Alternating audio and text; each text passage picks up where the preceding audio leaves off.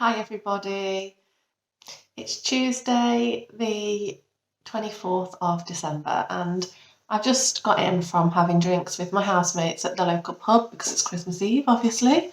I did have a Christmas jumper on but it was a bit itchy so I changed it. Sorry I haven't done an update for quite a few months. But every time I come to do one I sort of think, oh, I don't want to do one now because I'm in a really bad mood or I'm really down, and that's not how I want to portray myself because I'm post-op now and everything should be good. And I don't want to give a message out that it's not good. But the whole point of me starting this channel was to give people, I guess, to give people hope, but mainly to give people an insight into what it's like to live with PMDD, and also to help other people feel less alone if they know other people are going through it. So the reality is things aren't great. Surgical menopause is difficult. It's hard to get your HRT right.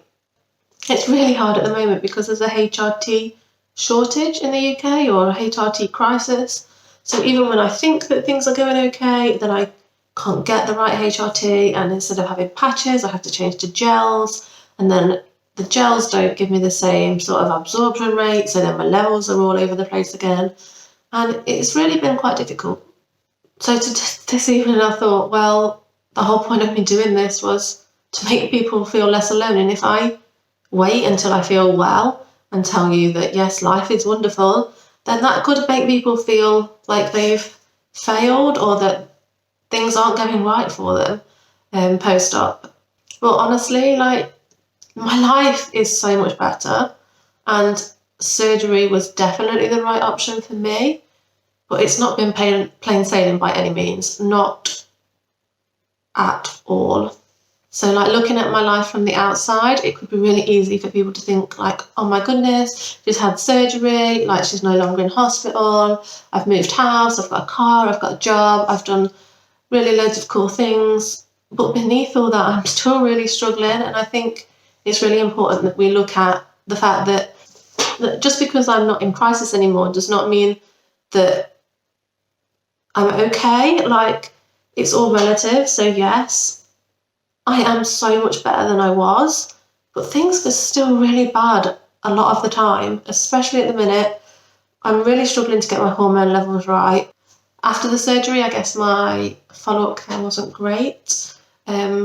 I haven't really seen a community psychiatric nurse, despite having times when I've really needed one.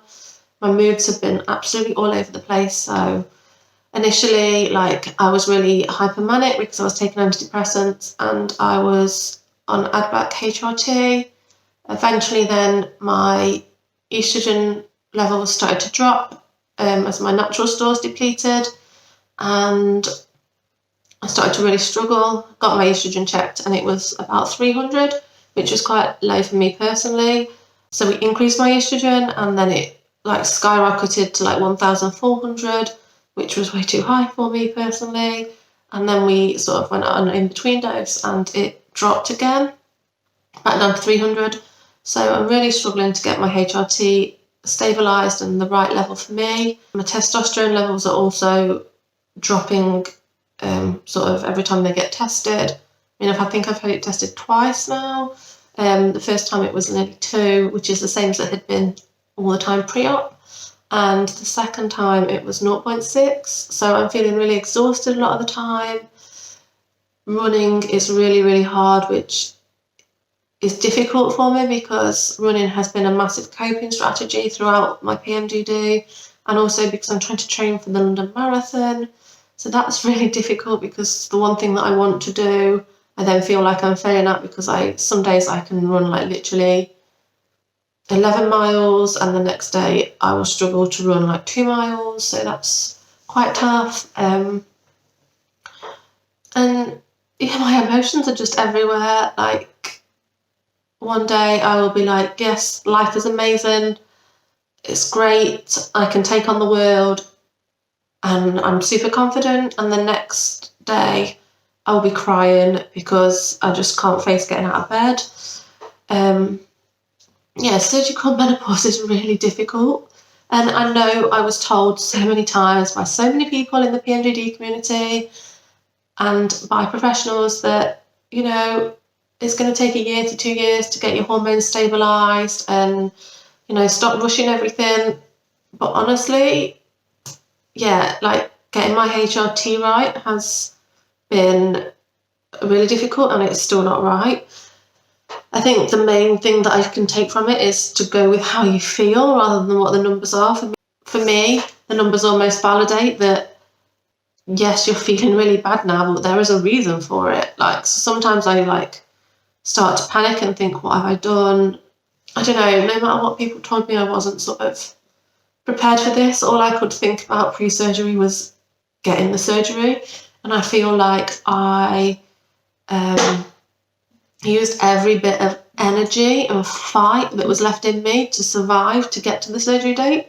That now I'm post-op, I don't have any fight left. I really don't. And sometimes when things are not right with my hormones, I just sort of think, like, I just can't do this anymore. And I know I can, and I have to remind myself that, you know, I went through everything with PMDD.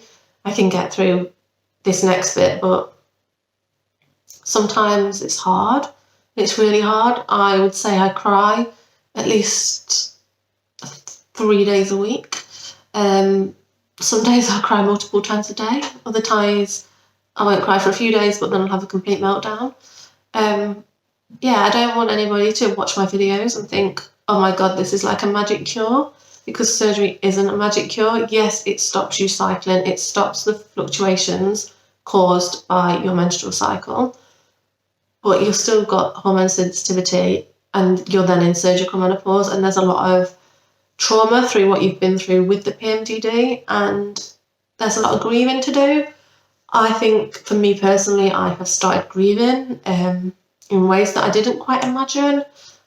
I've done a lot of grieving for all the years that I was ill with my PMDD and the fact that it took my career away. And obviously the big one is the fertility. Like, I thought I was okay with it, and I know that for me, like, having the surgery wasn't a choice. It was something that I had to do to save my life.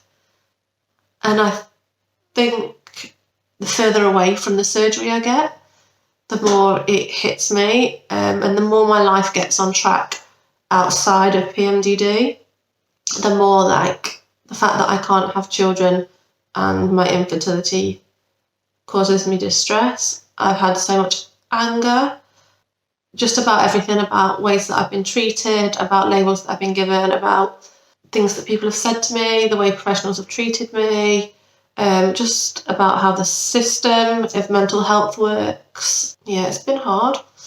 I'm sure I've got loads more to say, but that's another thing, that surgical menopause, my memory is absolutely terrible. Like, I'll be halfway through a conversation and forget what I'm saying. I mean, in no way do I regret the surgery. I know that it was the right thing for me to do, and I would never have not done it. I felt like I had to give myself that chance of having a future, which if I didn't have the surgery, I wouldn't have had. But on the other hand, yeah, it's been really hard. And I don't think it's something that anybody would choose to do. Surgery has given me my life back. It's not the life that perhaps I envisaged for myself, but it is a life. On the positive side of what surgery has brought me, I've not been in hospital since May when I had my surgery, and that's a big thing given that I had been in hospital for a year. It's also massive that I've not self-harmed, I've not tried to take my life, no overdoses, or anything along those lines. So there's been a lot of progress, but it doesn't mean that everything is fixed. Also, on the good side of things, you know, I've moved house, I have got a job, I've not yet started it, and I've got a car, I've got my driving licence back. So there have been lots and lots of positives.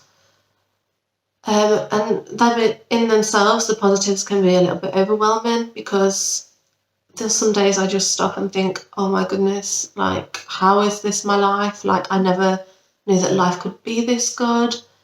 But yeah, I don't know where I'm going with this, but for now, I hope that made sense, and thought that I would do an update in the here and now, I guess, just so that people don't think that I've dropped off the face of the planet, and just to sort of say that if you are post-op and you're struggling, that's okay. It's okay to grieve, it's okay to be angry, and it's okay that everything is not okay. Like, it's a massive operation, it's a massive lifestyle change, and it's okay if other people in the group that you're on Facebook or that you talk to online seem to be doing better than you are.